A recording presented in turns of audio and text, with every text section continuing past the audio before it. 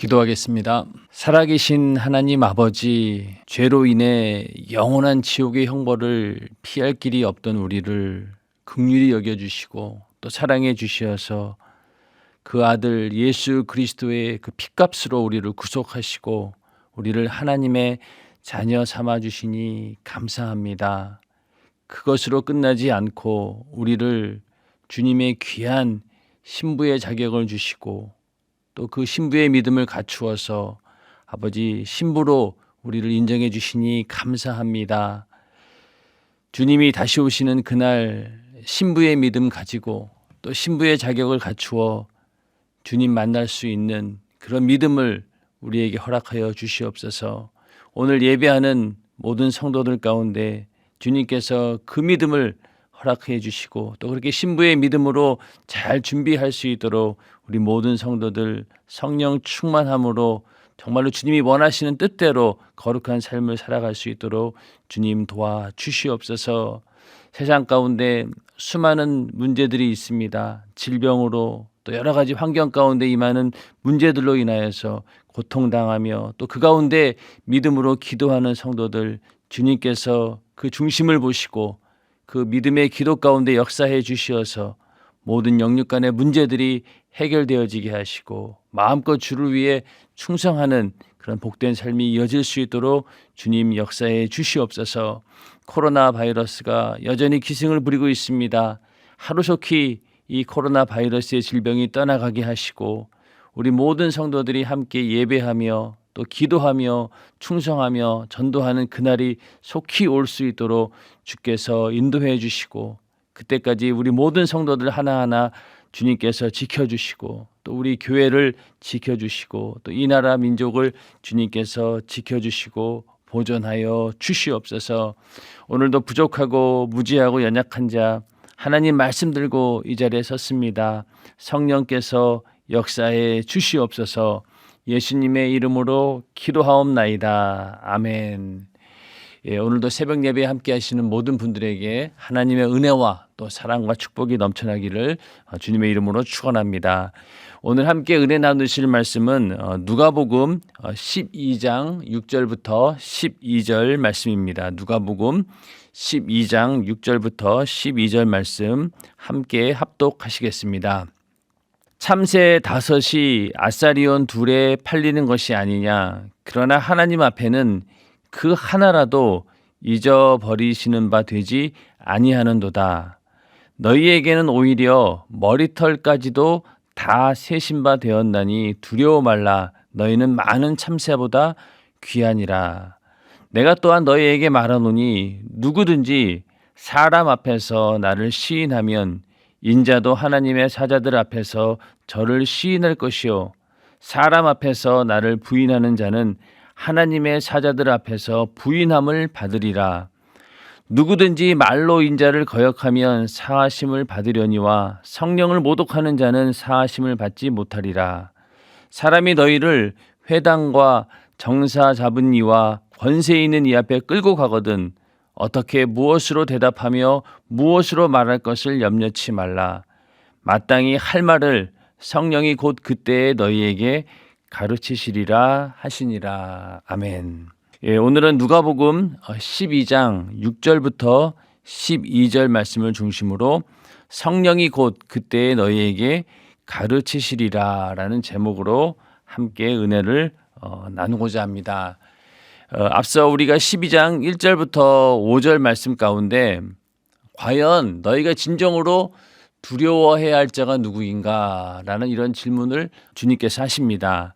목숨을 위협하고 또 너희 목숨을 죽일 수 있는 그런 자를 두려워할 것이 아니라 죽인 후에 너희를 지옥에 던져넣는 권세 있는 하나님을 더 두려워하라 이렇게 말씀을 하셨습니다.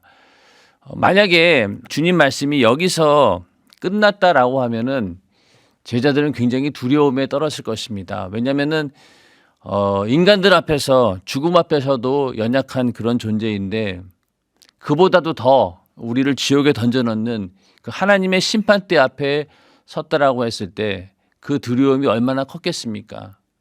하나님은 두려운 하나님이십니다. 마지막에 심판을 하시는 하나님이시기 때문에 두려운 하나님이시죠. 또 죄와는 함께하지 못하시는 거룩한 분이시기 때문에 죄 앞에서는 예외가 없습니다. 굉장히 단호하고 엄격하게 우리를 다스리는 그런 두려운 분이시죠.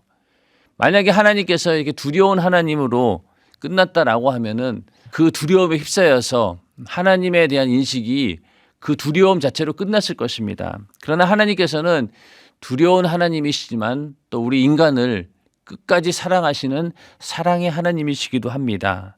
그래서 우리가 하나님을 두려워하는 마음을 우리는 하나님을 경외한다라고 이렇게 말하고 있죠. 경외한다라고 하는 말은 두려움으로 끝나는 것이 아니라 그 두려움의 그 바탕 뒤에는 뭐가 있느냐? 하나님에 대한 사랑이 있다는 거죠.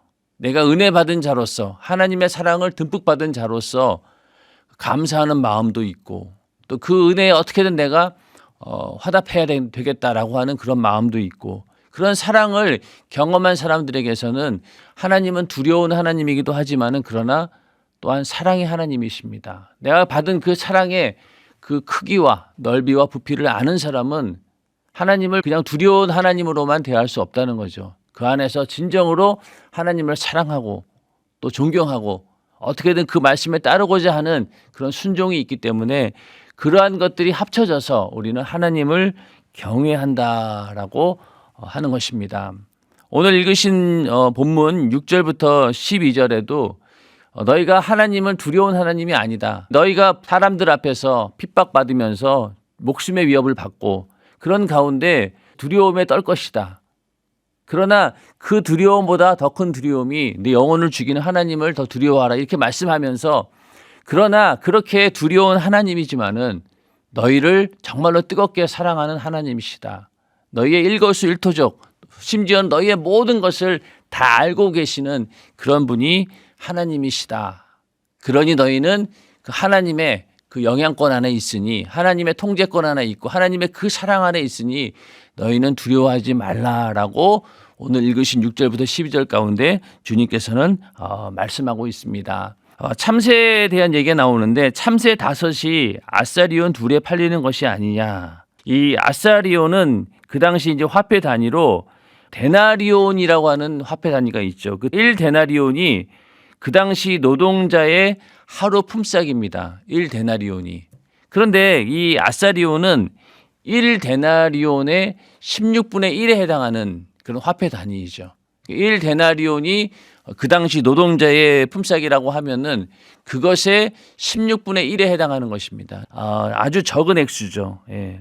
그래서 참새 5이 아사리온 2에 팔리는 것이 아니냐. 그러니까 아사리온 2를 주면은 참새 5마리를 준다는 거죠. 그런데 그 마태복음 10장 29절에 보면은 똑같은 얘기가 나오는데 거기는 참새 2마리에 한 아사리온이라고 얘기를 하고 있습니다. 그러니까 참새 2마리에 한 아사리온에 팔린다는 거죠. 그러면은 참새 5마리면은 어떻게 되는 거예요? 그러면 2마리에 한 아사리온이니까 2 아사리온이면은 참새 4마리를 살 수 있는 거잖아요. 그런데 누가복음 12장 6절에서는 참새 4마리가 아니라 어떻습니까? 참새 5마리가 나오는 거죠. 그러니까 2 아사리온을 주고 마태복음에서는 한 아사리온에 참새 2마리니까 2 아사리온이면은 4마리를 살 수 있는데 여기서는 5마리를 산다는 거예요. 이거는 왜 그렇게 표기를 했을까요? 이게 좀 오역일까요? 그게 아니라 여기 누가복음 12장 6절에서는 참새 5마리를 2 아사리온에 샀다는 것은 4마리를 사고 1마리는 그냥 덤으로 줬다는 얘기입니다. 그만큼 이 참새 1마리가 아주 하찮고 보잘것없는 것이라는 거죠. 그냥 1마리 덤으로 줘도 있으나 마나한 전혀 이 파는 사람 입장에서는 큰 손해가 나지 않는 아주 하찮은 것이다라는 것을 표현하기 위해서 이 누가는 참새 5이 아사리온 2에 팔리는 것이 아니냐. 그러니까 왜 우리도 물건을 살 때 보면은 그 저녁 때라든가 특히 이제 뭐 식품 같은 경우에는 저녁 때 가면 떨이를 하잖아요. 그래서 하나에 10,000원씩 팔던 거를 2팩에 10,000원씩 팔기도 하고 3개에 10,000원씩 팔기도 하고 그런 것처럼 이 참새도 원래 한 아사리온에 참새 2마리였는데 그냥 1마리를 더 줄 정도로 아주 하찮은 것이다라고 이렇게 말씀하고 있는 것이죠. 그러니까 이 참새 이야기를 한 이유는 7절에 너희에게는 오히려 머리털까지도 다 세신 바 되었나니 두려워하지 말라. 너희는 많은 참새보다 귀하니라. 이 참새를 또 이제 그 마태복음 10장 29절에 이제 어떻게 또 얘기하고 있냐면은 참새 2마리가 한 아사리온에 팔리는 것이 아니냐. 그러나 너희 한 아버지께서 허락지 아니하시면 그 하나라도 땅에 떨어지지 아니하리라. 그렇게 하찮은 참새지만은 그 참새 한 마리도 하나님 아버지께서 허락하지 않으면은 하나도 땅에 떨어지지 않는다라는 것입니다. 그러니까 참새 한 마리가 살고 죽는 것에 대해서 거기에 대해서도 하나님께서 관여하시고 세심한 관심을 가지신다는 그런 이야기죠. 그러면은 너희가 그 참새보다 훨씬 더 귀한 존재라는 것이죠. 이렇게 참새 한 마리도 하나님의 뜻이 아니면은 떨어지지 않는데 하나님의 사랑하는 자녀들 또 그 가운데서도 특별하게 부르심을 받은 제자들을 그들에게 대한 하나님의 그 사랑이라고 하는 것이 얼마나 크겠습니까? 그 관심과 또 거기에 대한 하나님의 세심한 배려 이런 것들이 그 참새들보다 훨씬 더 크다라고 하는 것을 말씀해 주고 있는 것이죠. 그러니까 너희는 두려워하지 말라는 거예요. 심지어는 머리털까지도 다 세신 바 되었나니. 자, 나를 가장 사랑하는 사람이 누구입니까? 바로 나 자신이에요. 부모님도 물론 나를 사랑하지만은 그러나 자기를 가장 사랑하는 사람은 바로 자기 자신입니다. 그러나 내가 나를 한다고 해서 여러분들 머리털 다 몇 가락인지 세고 계신 분이 있나요? 또 세려고 해도 셀 수가 없어요. 그런데 하나님께서는 우리의 머리털을 다 세시고 알고 계신 분이라는 거죠. 머리털이 몇 개인지 다 아신다는 거예요. 그만큼 우리의 모든 일거수일투족 또 우리의 모든 생각과 마음 우리의 모든 것을 세심하게 들여다보시고 또 거기에 관심을 가지시고 또 거기에 상응하는 그런 사랑을 베푸시는 분이 바로 하나님이시다.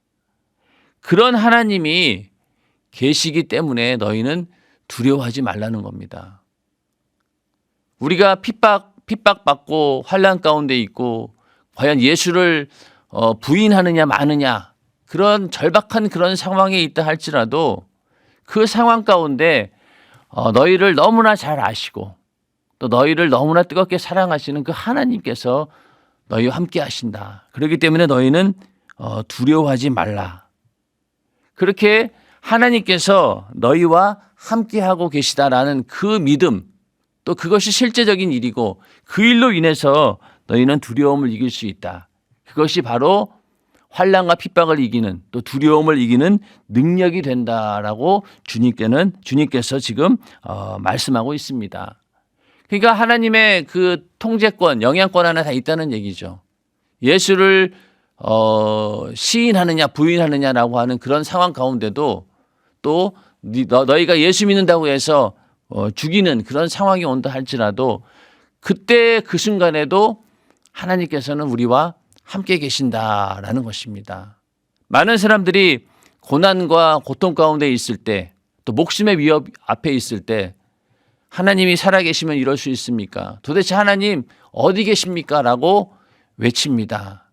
그럴 때마다 하나님께서 하시는 대답은 무엇입니까? 너희가 고통당하고 있는 그 순간 그 자리에 바로 나도 함께 있다라는 게 답입니다.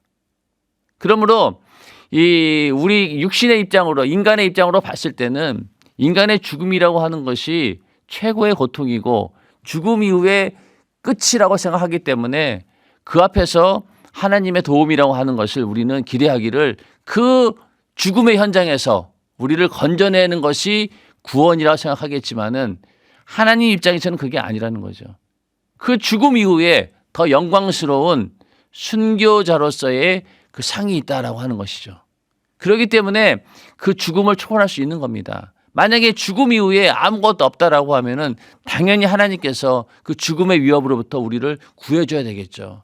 그러나 하나님의 구원은 그것으로 끝나는 것이 아니라 죽음 이후에 우리에게 주시는 것이 더 큰 것이기 때문에 우리는 그것을 기대하고 이 땅에 살면서 너무너무 고통스러운 상황이라 할지라도, 당장 죽을 수 있는 그런 상황이라 할지라도 우리는 좌절할 것이 없는 것이 바로 그 죽음 너머에, 죽음이라고 하는 최고, 인간들이 생각하는 그 최고의 고난, 그 뒤에 하나님께서 주시는 영원한 부활의 생명, 영생의 생명, 이것을 줄 수 있기 때문에 그것이 우리에게는 더 큰 축복이고, 하나님께서 우리에게 이루고자 하는 궁극적인 구원이 바로 거기에 있다는 것입니다. 그 영원한 생명, 거기에 소망을 두시고 이 땅에서 우리가 당하는 수많은 고난과 또 역경과 어려움 가운데 승리하는 우리 모두가 되시기를 주님의 이름으로 축원합니다. 하나님께서 우리의 머리털까지도 대신받는 분이다. 참새 한 마리도 하나님께서 관심을 가지고 하나님의 뜻 가운데서 통제하고 사랑 안에서 돌보신다라는 그런 가운데에 있을 때 너희가 얼마나 소중한 존재이며 그런 존재를 그냥 가만히 두겠느냐. 두려워하지 말아라. 이렇게 얘기를 하는 것입니다. 자, 8절에 가서 내가 또한 너희에게 말하노니 누구든지 사람 앞에서 나를 시인하면 인자도 하나님의 사자들 앞에서 저를 시인할 것이요. 9절 사람 앞에서 나를 부인하는 자는 하나님의 사자들 앞에서 부인함을 받으리라. 자, 아까 우리가 12절, 4절, 5절에 보면은 너희가 너희 몸을 죽이는 자를 두려워하지 말아라. 죽음 이후에 너희를 지옥에 던져 넣는 권세 있는 자이신 하나님을 두려워하라.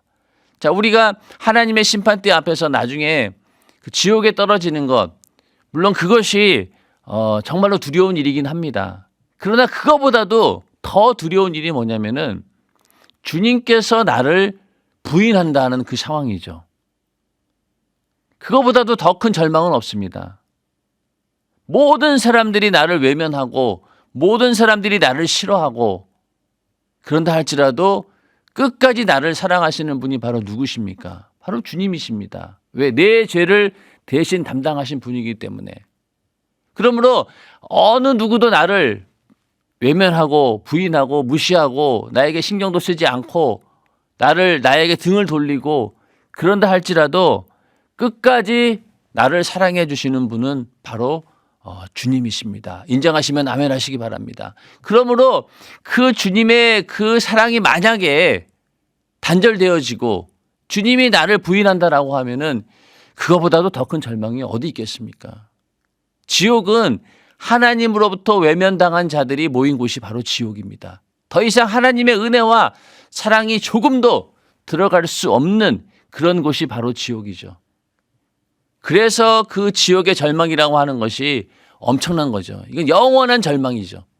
도저히 거기서 하나님의 은혜를 조금도 기대할 수 없는 그런 곳이라고 했을 때 그 절망감이 얼마나 크겠냐는 거죠. 그래서 우리가 주님으로부터 부인당하고 지옥으로 떨어졌다라고 하면은 그것은 인간이 당하는 가장 최악의 절망입니다. 그런 절망이 우리에게 오기 전에 다 예수 믿고 구원받는 우리 모두가 되시기를 주님의 이름으로 축원합니다. 그래서 우리는 주님께서 나를 부인하는 그런 자가 아니라 주님께서 나를 시인하시고 내가 너를 인정한다라고 인정해 주시는 그런 삶이 되기를 주님의 이름으로 축원합니다. 그러니까 예수로부터 부인함을 받는 것하고 모든 사람으로부터 외면받는 것, 이것이 과연 어느 게 중요하다는 것을 지금 묻고 있는 거죠. 모든 사람들이 너를 죽일 자로 생각하고 예수 믿는다라고 해서 너희를 핍박하고 환난 가운데 몰아넣는다 할지라도 그것이 과연 두려운 일이냐? 아니면은 주님께서 너를 부인하고 너를 지옥에 던져넣는 것, 이것이 두려운 일이냐? 이걸 생각해 보라는 거예요. 앞서 12장 4절 5절에서는 너희를 지옥에 던져넣는 분이 계시다. 그걸 두려워하라라고 하지만 그거보다도 더 두려운 게 뭐냐? 주님이 나를 부인하는 것 자체가 그것이 더 큰 두려움이라는 겁니다. 마태복음 10장에서는 하늘에 계신 내 아버지 앞에서 내가 너를 부인한다 이렇게 말씀하고 있는데 이 누가복음에서는 하나님의 사자들 앞에서 내가 너를 부인할 것이다. 또 하나님의 사자들 앞에서 네가 나를 부인하면 나도 너를 부인할 것이고 네가 나를 시인하면 나도 시인할 것이다. 이렇게 말씀하고 있는데 이 마태복음에서는 예수 그리스도가 바로 왕으로 오신 메시아 이것을 강조하기 위해서 하나님과 예수 그리스도와의 관계를 중점적으로 설명하다 보니까 하늘에 계신 내 아버지 앞에서 이렇게 말씀하고 있지만은 이 누가복음에서는 법정에서의 상황을 표현하고 있는 겁니다. 그러니까 하나님의 사자들 앞에서라고 하는 것은 공식적인 그런 법정과 같은 그런 자리에서 너희가 나를 시인하느냐 부인하느냐 거기에 따라서 내가 너희를 시인하고 부인할 것이다 라는 그런 법정에서의 증인 그런 형식을 이야기하고 있는 겁니다. 누가하고 이 마태하고 똑같은 사건을 기록하는 관점이 좀 다른 거죠. 누가는 조금 더 객관적인 사실을 기록하려고 했기 때문에 이 부분에 있어서도 하나님의 사자들 앞에서 공식적인 어떤 법정 앞에서 증언하는 형식으로 표현을 하고 있는 것입니다. 그 가운데서 이제 10절 누구든지 말로 인자를 거역하면 사하심을 받으려니와 성령을 모독하는 자는 사하심을 받지 못하리라. 오늘날 우리가 가장 두려워하는 죄가 바로 이 성령 해방죄입니다. 왜? 성령 해방죄는 회개에서 예수의 피로 사하심을 받을 수 없다라고 하기 때문에 우리는 굉장히 두려워하죠. 근데 더 두려운 게 뭐냐면은 여기서 이제 누구든지 말로 인자를 거역하면 사하심을 받으려니와 성령을 모독하는 자는 사하심. 왜 이 이야기를 갑자기 하셨을까? 예수를 부인할 것인가 아니면 시인할 것인가라고 하는 그런 결정적인 그런 자리에서 만약에 거기서 인자를 거역한다라고 하면 사하심을 받는다고 했잖아요. 그러면은 만약에 그 자리에서도 내가 예수를 부인하고 거역하고도 나중에 회개할 수 있다라고 생각할 수도 있겠지만은 그런데 거기서 성령을 모독하는 자는 사하심을 받지 못하리 이렇게 말씀하셨거든요. 그러므로 이 얘기는 뭐냐면은 예수를 시인하고 부인하는 그런 결정적인 순간에 누가 역사하시느냐? 바로 성령께서 역사하신다는 거예요. 그러니까 그 죽음의 현장 앞에서 예수를 네가 믿고 죽을래? 아니면 부인하고 살래? 라고 하는 그런 죽음의 현장에서 거기서 예수를 변호하고 예수를 시인하고 예수를 증거하는 그 일이 단순히 너희 생각과 마음으로 하는 것이 아니라 너희 의지로 하는 것이 아니라 성령께서 감동을 주시는 거라는 거예요. 그러므로 그 상황 가운데서 너희가 성령을 회방하고 모독하면은 사하심을 받지 못한다는 겁니다. 자, 이 자리가 어떤 자리냐? 바로 공식적인 그런 법정에서 증언을 하는 그런 자리예요. 그러니까 그것은 결정적인 역할을 하는 그런 자리인데 거기서 만약에 성령의 감동을 무시하고 성령을 모독하고 회방한다라고 하면은 그 죄는 사하심이 없다는 겁니다. 그러므로 우리가 정말로 기도해야 될 것이 뭐냐면은 그러한 자리에 섰을 때 그 성령의 감동에 내가 완전히 압도당할 수 있는 그런 믿음을 달라고 그런 성령 충만함을 달라고 우리는 끝까지 기도해야 될 것입니다. 자, 11절에 가서 어떻게 또 얘기하고 있냐면은 사람이 너희를 회당과 정사 잡은 이와 권세 있는 이 앞에 끌고 가거든 어떻게 무엇으로 대답하며 무엇으로 말할 것을 염려치 말라. 자, 우리를 어떤 데로 끌고 가느냐? 회당 또 정사 잡은 이와 권세 있는 이 앞에. 자, 회당은 유대인의 법정을 말합니다. 그리고 정사 잡은 이와 권세 있는 이 앞에 끌고 온다라고 하는 것은 이방인들의 법정을 말하는 거죠. 즉 이 이야기는 종교적인 핍박, 그러니까 유대인들로부터 당하는 그 핍박과 정치적인 핍박이 함께 이루어진다. 이 정치적인 핍박은 어디에서 이루어지겠어요? 로마로부터 이루어지는 거겠죠. 자, 그래서 이러한 일들이 예수님도 그대로 요 코스를 지나가셨죠. 먼저 유대인의 법정에서 십자가의 처형이라고 하는 그런 형을 받고 그것을 다시 로마의 법정으로 가서 사형 선고를 받게 됩니다. 그런 것처럼 핍박이라고 하는 것은 종교적인 핍박 그리고 정치적인 핍박이 동시에 이루어진다는 것이죠. 오늘날 우리도 어떻습니까? 우리 예수 믿는 사람들을 아주 교묘하게 핍박하는 그런 일들이 종교적인 그런 문제로 핍박받는 것도 있지만은 대부분 그런 양상이 어디에서 나타납니까? 정치적인 그런 역사에 의해서 나타납니다. 법이 바뀐다거나 또 아니면은 권력을 잡고 있는 자들이 교회에 대해서 어떤 생각을 하고 있느냐 거기에 따라서 완전히 달라지게 되는 거죠. 그러면 우리의 핍박은 이렇게 정치적인 이 땅의 주관자들, 정사자분이와 권세에 있는 이들에 의해서 그 핍박이 이루어진다라고 하는 것입니다. 그러므로 이 정사와 권세를 잡고 있는 자들이 누구냐? 바로 그 이면에는 악한 마귀 역사가 있다라고 하는 것이죠. 마귀 역사가 공중의 권세를 잡고 이 세상의 정사와 권세 이것을 가지고 예수 믿는 자들을 끊임없이 핍박한다라고 하는 것입니다. 사도행전 7장에 보면은 스데반이라고 하는 사람의 이야기가 나옵니다. 스데반이 어디에서 설교를 합니까? 바로 회당에서 설교합니다. 그 회당에서 설교한다라고 하는 것은 산헤드린 공회 앞에서, 당시 유대교의 최고 의사결정기구인 산헤드린 공회 앞에서 그 회당에 모여가지고 스데반이 설교를 시작한 거예요. 거기서 어떻게 되었으면 결국은 돌에 맞아 죽었죠. 그 바로 스데반이 사도행전 7장에 나오는 그대로 유대인의 법정 회당에서 심판을 받고 거기서 죽음을 당했습니다. 순교를 당했습니다. 그 다음에 사도행전 24장에 보면은 바울의 이야기가 또 나오죠. 거기는 이제 로마에서 파송된 총독 앞에서 바울이 변호하는 모습이 나옵니다. 예수를 증거하는 모습이 나오죠.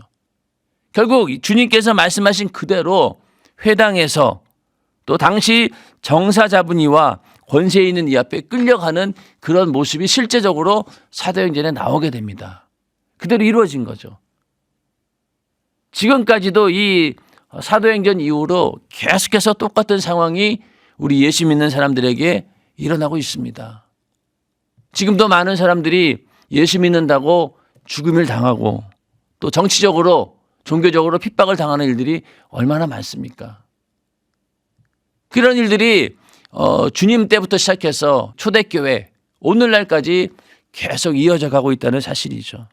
우리에게도 언제 이러한 일들이 닥칠지 모르는 그런 위험이 감지되고 있는 시대가 바로 지금입니다.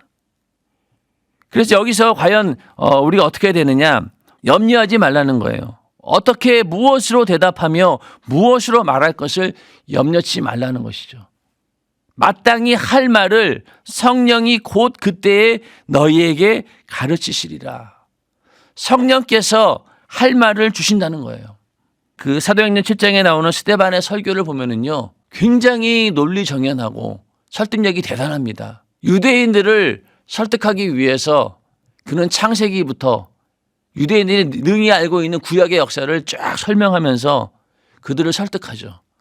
얼마나 말에 설득력이 있었는지 사람들이 그 말을 듣고 마음에 찔려가지고 안에서 막 그 스데반을 죽이고 싶은 마음 그런 생긴 거예요. 왜? 자기의 불법이 막 드러나니까. 그래서 그 스데반의 순교 직전의 모습을 보면은 저희가 이 말을 듣고, 그러니까 스데반의 설교를 듣고 마음에 찔려 저를 향하여 이를 갈거늘. 그때 스데반이 성령이 충만하여 하늘을 우러러 주목하여 하나님의 영광과 및 예수께서 하나님 우편에 서신 것을 보고 말하되 보라 하늘이 열리고 인자가 하나님 우편에 서신 것을 보노라 한대. 자, 여기서 스데반은 어떤 모습이었습니까? 성령 충만했다는 거죠. 성령이 충만해서 주님을 봤다는 겁니다. 그 영광을 봤다는 거예요. 그러니 그 죽음이 두렵지 않았겠죠. 돌이 날아오고 곧 죽어가는 그 피 흘리는 죽음의 현장 앞에서도 스데반은 소망을 가지고 주님을 바라봤으니까 이겨낼 수 있었다는 거예요. 그것이 어디에서 오느냐? 바로 성령 충만함에서 오는 것입니다. 그래서 성령 충만함이라고 하는 것이 단순히 우리의 신앙을 유지하는 그런 정도가 아니라 죽느냐 사느냐의 문제 앞에서 죽음을 초월할 수 있는 그 능력을 주시는 분이 바로 성령이시다라고 하는 것. 그러니까 성령이 충만해야지만이 이 고난의 현장을 이길 수 있다라는 것입니다. 과연 우리에게 그런 믿음이 있느냐? 아무리 생각을 해도 이런 죽음의 현장 앞에서 내가 담대히 예수를 증거할 수 있을까? 거기에 대해서 항상 우리는 기도할 때마다 자신이 없어요. 그렇기 때문에 성령 충만함을 위해서 끊임없이 기도하는 것입니다.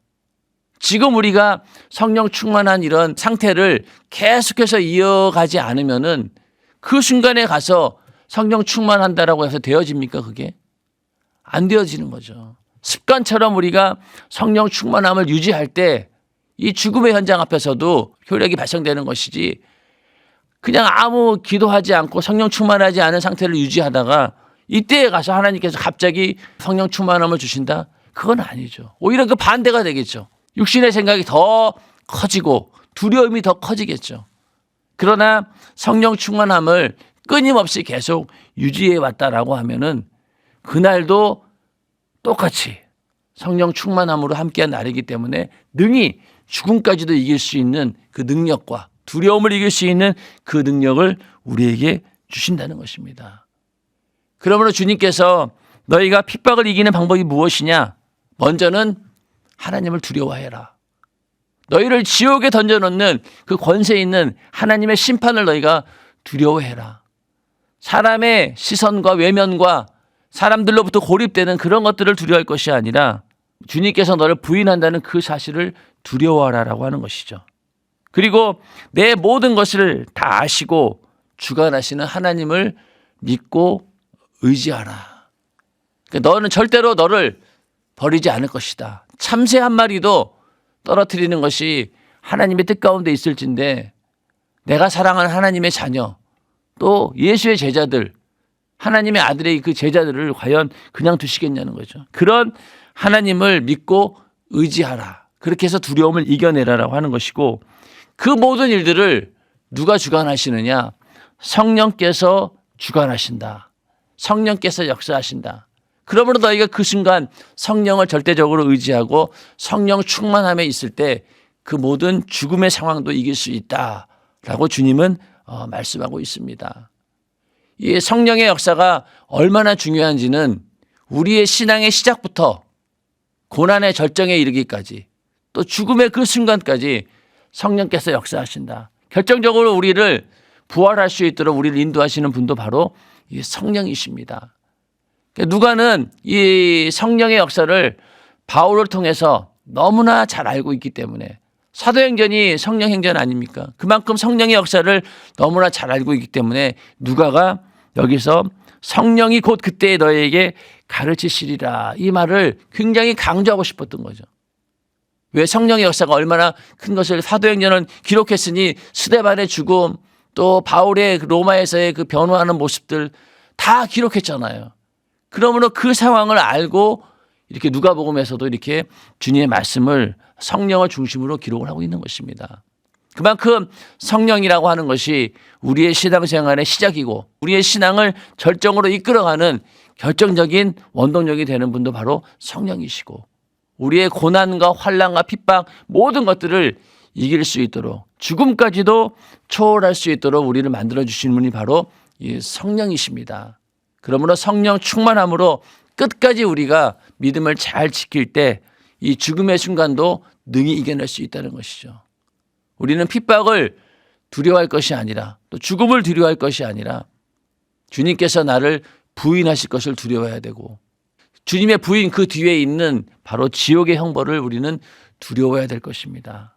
그러므로 그렇게 되지 않기 위해서 우리는 끝까지 성령 충만함으로 성령께 압도당해서 내 생각과 마음, 나의 모든 행동이 그분에게 압도당하여 성령과 함께하는 성령의 이끄시는 대로 이끌림을 당하는 그런 우리의 삶이 되기를 주님의 이름으로 축원합니다. 오늘 하루도 또 내일도 우리가 살아가는 이 모든 삶의 순간순간마다 늘 성령께서 함께하시고 성령이 충만하여 모든 세상을 능히 이겨내는 우리 모두가 되시기를 주님의 이름으로 축원합니다. 이 시간 기도하겠습니다. 기도할 때 몸이 아프신 분들은 아프신 곳에 손을 얹고 기도하시고 문제가 있는 분들은 가슴에 손을 얹고 이 시간 기도할 때 예수 이름으로 기도할 때 역사하실 것입니다. 기도하겠습니다. 하나님 아버지, 우리에게 예수의 이름을 주시고 그 이름 가지고 병을 고치고 저주를 몰아내고 또 무엇이든 그 이름으로 구하라 하셨사오니 그 약속의 말씀 의지하여 이 시간 간절히 기도할 때 예수 이름의 능력과 권세 그것이 기도하는 모든 이들에게 역사할 수 있도록 주께서 인도해 주시옵소서. 예수의 이름으로 명하노니 이 저주받은 악한 귀신의 역사야 질병과 저주와 가난 고통 수많은 영육간의 문제들 가지고 오늘 예배하는 모든 이들에게서 싹 다 떠나갈지어다. 떠나가라 떠나가라 떠나가라 떠나가라 떠나가라 떠나가라 떠나가라 떠나가라 떠나가라 떠나가라 떠나가라 떠나가라 떠나가라 떠나가라 떠나가라 떠나가라 떠나가라 떠나가라 떠나가라 떠나가라 떠나가라 떠나가라 떠나가라 떠나가라 떠나가라. 주께서 역사해 주시어서 질병의 고통 가운데 있는 성도들, 또 수많은 어려운 문제들 가운데 고민하며 괴로워하는 성도들, 주님께서 그 기도에 응답하여 주시옵소서. 절대로 열멸치 마시고 그 기도에 속히 응답해 주시어서 그 모든 고통 가운데서 자유함을 얻어 마음껏 주를 위해 충성하며 신앙생활을 할 수 있도록 주께서 역사해 주시옵소서.